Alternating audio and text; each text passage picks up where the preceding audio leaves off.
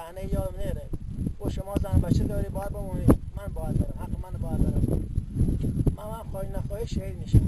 و زمانی یعنی گوره یادم خیلی زمان هم رای خدمت کردم، 2 سال خدمت کردم تمام کرد. 4 روزی خواست بیا مرخصی، بعد مرخصی نبره و مونم 4 روزی خدمت دارم، بعد اون 12 رو مرخصی دارم تمام کنم. ایش 4 روز نه یا 2 روز نگذاشت نظر بزرگ شهید را کنم. او صحنه بالاخره ما همیشه یادمونه، همیشه که با ما گفتی که باید شما نباید بری سربازی، من باید برم، شما زن بچه داری. او خاطرات از همیشه من ذهنم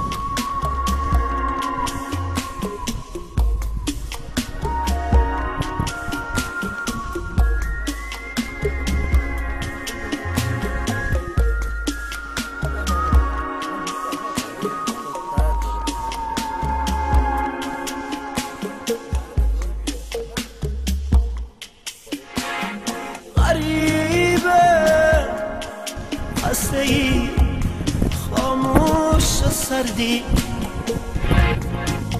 شبی تلخ و عبوسی مثل دردی.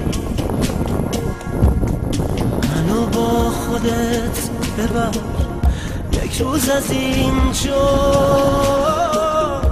غریبه اگه فراموشم نکردی.